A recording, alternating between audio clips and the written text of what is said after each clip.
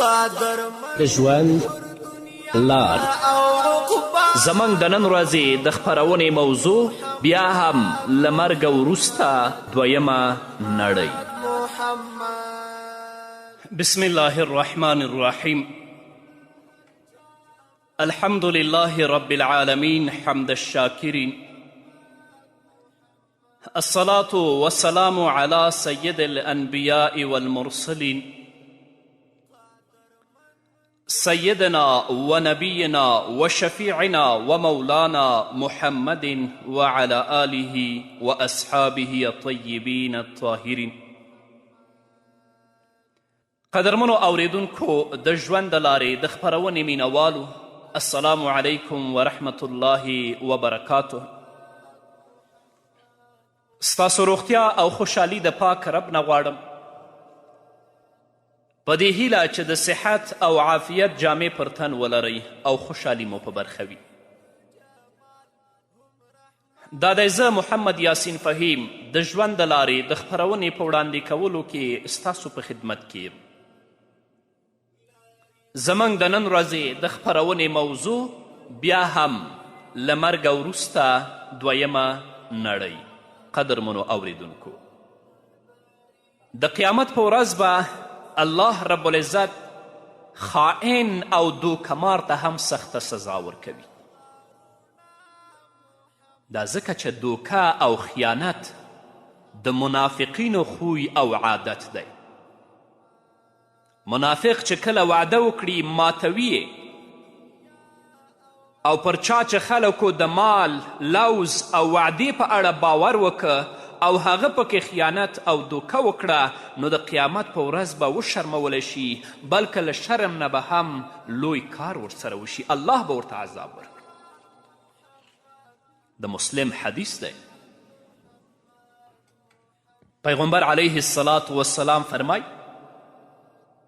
کله چې الله تعالی مخکینی او وروستنی ټول د قیامت په ورځ راټول کړي، نو د هر خائن او غادر لپاره به یو بیرغ اوچت کړی شي او ویل کیږي به دا د فلانی زوی دوکه ده، دا د فلانی د زوی دوکه ده. غادر هغه څوک دی چې دوکه کوي، د یو شي وعده وکړي او بیا یې نه پوره کوي او په امانت کې خیانت کوي. د دوکمار لپاره به د قیامت په ورځ یو بیرغ اوچت کړی شي او دا په ډاګه کوي چې دا دوکمار دی، نو په دې شان به د قیامت په ورځ وشرمولی شي او دا بیرغ به یې په شا کې نال شوی وي. د مسلم حدیث دی،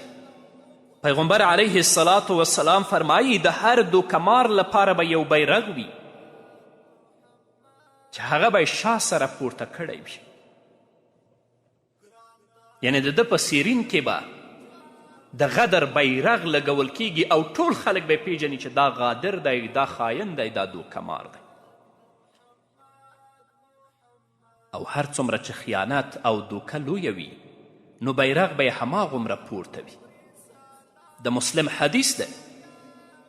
رسول الله صلی الله علیه وسلم فرمایي د قیامت په ورځ به د هر دوکمار بیرغ وي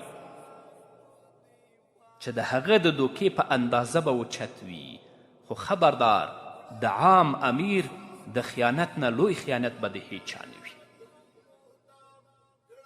عام امیر هغه حاکم او رئیس چې په خلکو مقرر وي،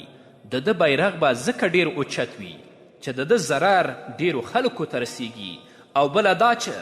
دا واکمن دی نو دوکې ته یې اړتیا نشته، همداراز چې کله دا خیانت او دوکه وکړي نو څوک ترې غچ نشي اخیستلی. په دې کې هغه رئیس هم داخل دی چې په یو شرکت کې په کارګرانو مقرر وي او د هغوی لوزونه نه پوره کوي. همدغه راز د مدرسې، د مکتب او د پوهنتون مدیر او رئیس او هر واکدار چې د خلکو په لوزونو لوبې کوي، یا د مدرسې او پوهنتون مدیر او رئیس او هر واکدار چې له خلکو سره په لوزونو پورهوالی نه کوي او تر کلکولو وروسته پرې لوبې کوي، دوی هم پکې داخل دي. همدارنګه هغه کسان چې له غنیمت نه غلا کوي، دوی ته به هم الله رب العزت د حشر په ورځ سخته سزا ورکوي. غلول د غنیمت له مال څخه تر ویش مخکې غلا کولو ته ویل کیږي. غنیمت هغه مال او سامان ته ویل کیږي چې مسلمانان مجاهدین پر کافرانو تر غلبې وروسته لاسته راوړي. الله رب العزت په خپل کلام کې په سورت آل عمران کې 161 آیت کې فرمایي ومن یغلل یأتی بما غل یوم القیامة ثم توفى كل نفس ما کسبت وهم لا یظلمون. او چا چې خیانت وکړ نو د قیامت په ورځ به له خپل خیانت سره راشي او بیا به هر یو نفس ته پوره بدله ورکړی شي او ظلم به پرې نشي کیدی. له دې امله چې غلول لویه ګناه ده نو نبی کریم صلی الله علیه وسلم به کوشش کوه چې خپل ملګري ترې وویروي. حضرت ابو هریره رضی الله تعالی عنه فرمای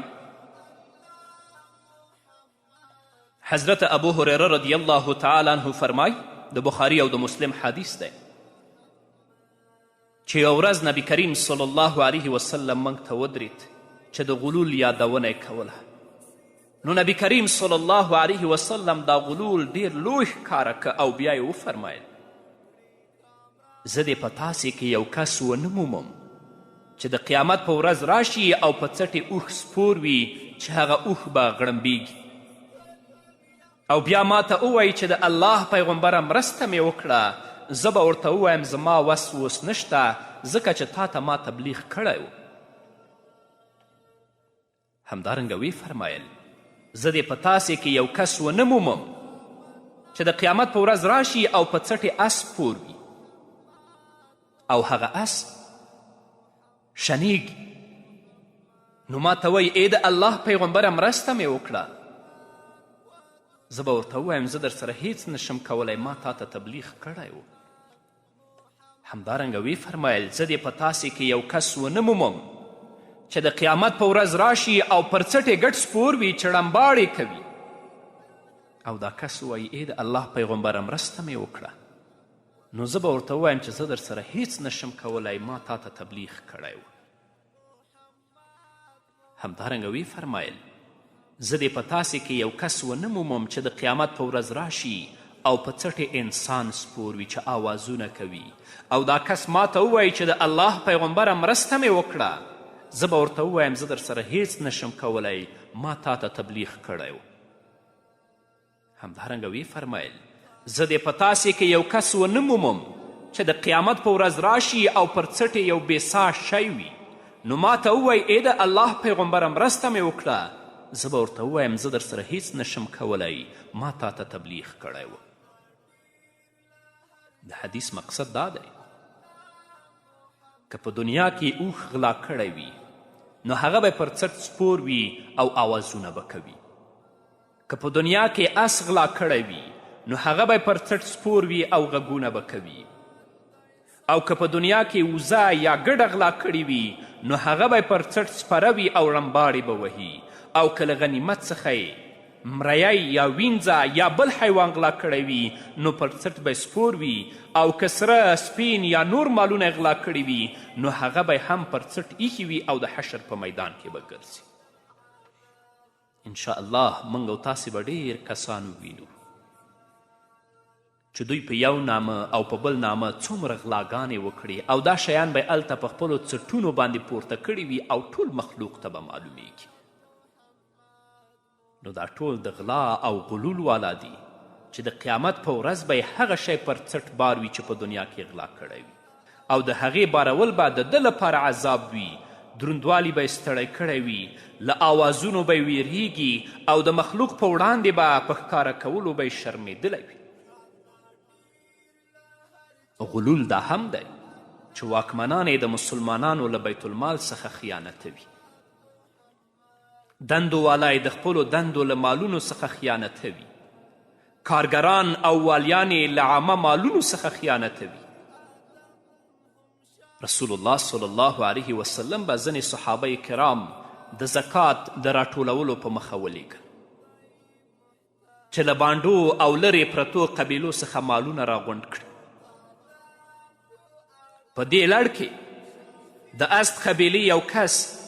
د ابن لطیبه په نوم د زکات راټولولو لپاره ولیږه. هغه به د اوښانو والا پسې ورغی چې زکات ترې واخلي. هغوی به ورته فرضي زکات ورکه چې محمد رسول الله صلی الله علیه وسلم ته ورسوي او هغه یې په غریبانو وویشي. او ابن لطیبه ته به هم کله ځانګړې ډالۍ ورکړه.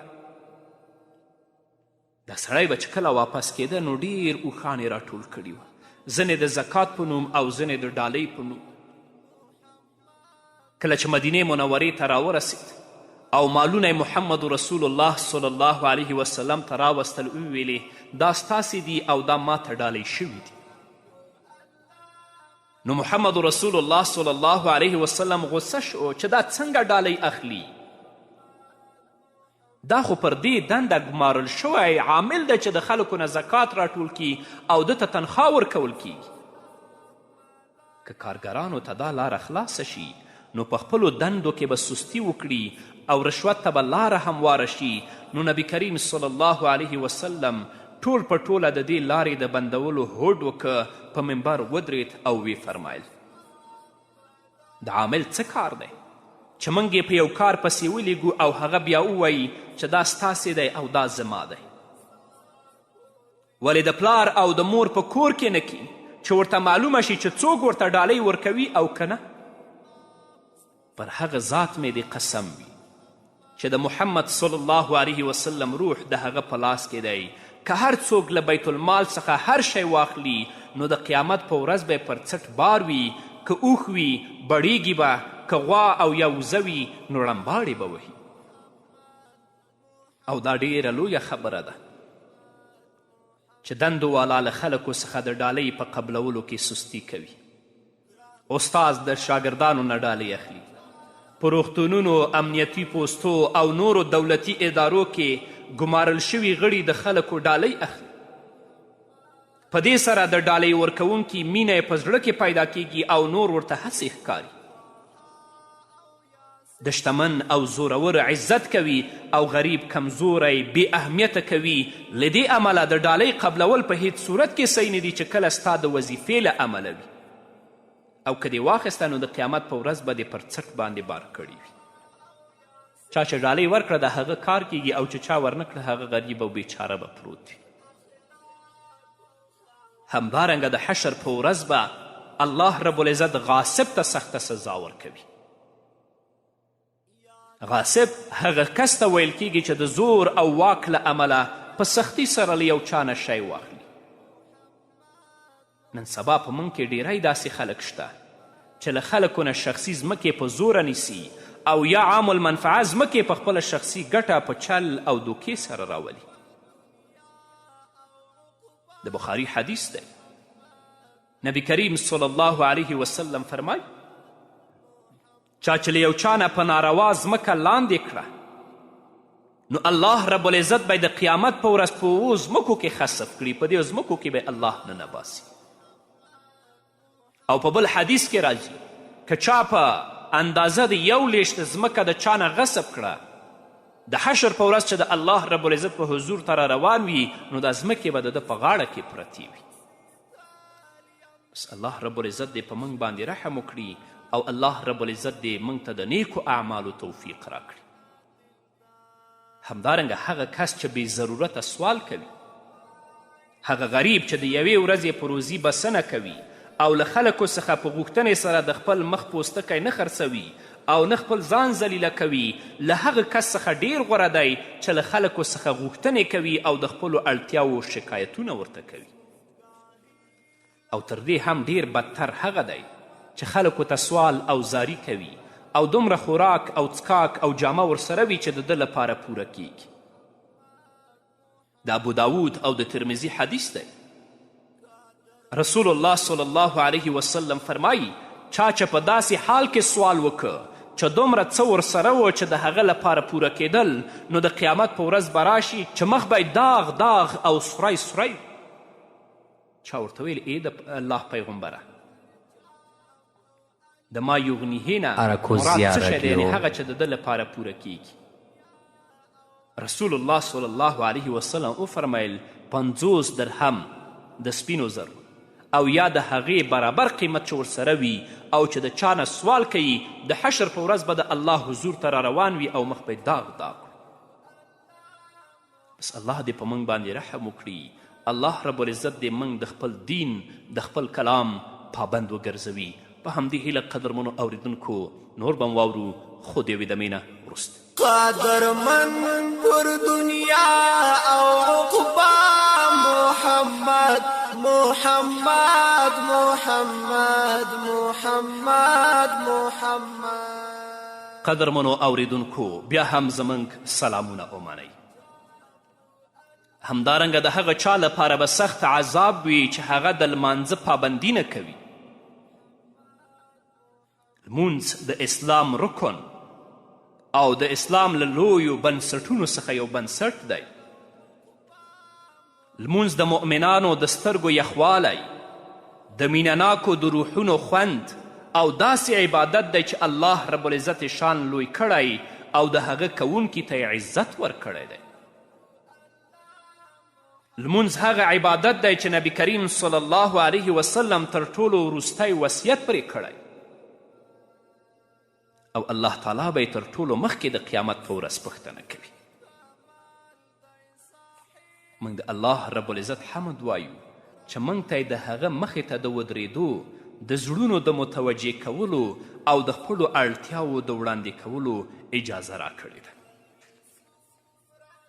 لمونځ په ځمکه کې د بنده او په آسمانونو باندې د مستوي رب ترمنځ اړیکه ده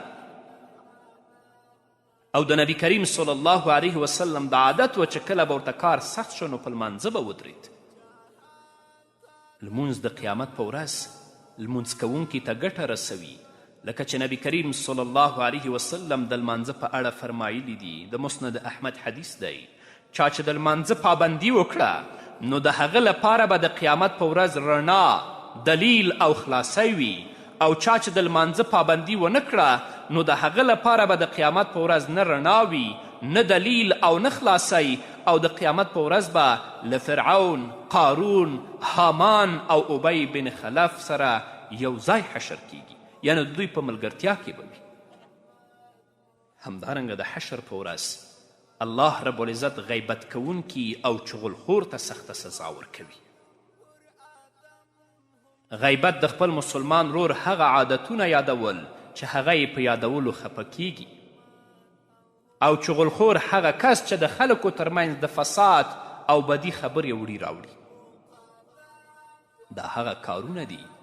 چې د اوسني دور په ټولنه کې خپاره شوي او له امله لوی فساد رامنځته شوی او له دې خلکو لوی شریان او فسادیان بل څوک نشته ځکه چې د دې خلکو ژبې به د خواهش او شهوت له امله هرې لوري ته اوړي را اوړي او په محشر کې به د دوی حال له ویرې ډک وي لکه چې نبی کریم صلی الله علیه وسلم فرمایي د بخاري حدیث دی چا چې په دنیا کې د خپل مسلمان رور غوښه وخوړه نو د قیامت په ورځ به ورته ویل کیږي اوس یې مړ وخوره لکه چې ژوندی دې خوړلی و نو هغه به خوري او چغې او سورې به وهي دا عادتونه په ورونو کې هم شته زما خویندې د نه خفه کیږي دا عادتونه په خویندو کې د ورونو نه ډیر زیات د چا غیبت د یو خبره بل ته رسول او د بل خبره بل ته رسول د الله نه وویریږ د حشر په ورځ به مو الله خپل مخې ته درایي الله به درنه پوښتنه کوي نن دی چې په دنیا کې د چا غیبت کړی الله به د حشر په ورځ درته ووایي چې اوس دا مړ وخوره لکه چې ژوندی دی خوړلی هلته به یې خورې او چیغې او سورې به وهې بیا به چاره هم درته نه وي همدارنګه د حشر په ورځ به الله رب العزت دومخي انسان ته سخته سزا ورکوي دومخی هغه لوبمار چلګر او رنګ بدلونکی انسان دی چې له یو سره په یو مخ او بل سره په بل مخ مخامخ کیږي د ابو داود حدیث دی نبی کریم صلی الله علیه وسلم فرمایي د چا چې په دنیا کې دوه ژبې وي نو د قیامت په ورځ به یې د اور ژبه وي چې نن یو سره په یو مخ کیږي هغه ته یو څه وایي او بل سره په بل مخ کیږي هغه ته بل څه وایي دوه ژبې دي د حشر په ورځ به الله رب العزت ستا ژبه د اور ژبه وګرځوي نو راځئ چې الله رب العزت ته متوجه شو هغو اعمالو ته مخه کړو چې په هغې باندې الله رب العزت زموږ نه راضي کیږي او د حشر هغه لویه ورځ چې 15,000 کاله د الله رب العزت هغه په موږ باندې آسانه او لنډه کړي او که د دنیا په دې لنډ او محدود ژوند باندې دوکه شوئ د دنیا ژوند ته مو ژوند ویلې کله خیانت کله غلا کله بېنمازي کله دومخي کله غیبت کله چغلخوري نو د حشر په ورځ کې به الله رب العزت ته څنګه درېږئ الله رب العزت به درنه څنګه پوښتنه کوي بس الله رب العزت دې په موږ رحم وکړي الله رب العزت دې موږ د خپل دین پابند وګرځوي الله دې موږ ته په قرآن او په سنت باندې عمل را نصیب کړي پاتې شو د عملنامو ویش دا به اورو قدرمنو اوریدونکو خو په بلې خپرونه کې نو قدرمنو اوریدونکو دا وه زموږ د نن ورځې خپرونه چې ستاسو درانه حضور ته وړاندې شوه تر بلې خپرونې پورې چې زه بیا هم ستاسو درانه حضور ته راځم تاسو ټول په لوی او بخونکي الله سپارم پاتې ژوند مو نیکمرغه ښاد بریالي او کامیاب اوسئ محمد محمد ګران دا ډېر له هر چا په الله محمد محمد محمد محمد محمد لنامای شمزار پوسیتل یم بیمار شفاعت کمی وکړي کامران دلدار لنامای شمزار پوسیتل یم بیمار شفاعت کمی وکړي کامران دلدار زمونږه هیله ارزو تمنا محمد محمد محمد محمد محمد قدرمن په دنیا او عقبا محمد محمد محمد محمد محمد ګران دا ډېر له هر چا په الله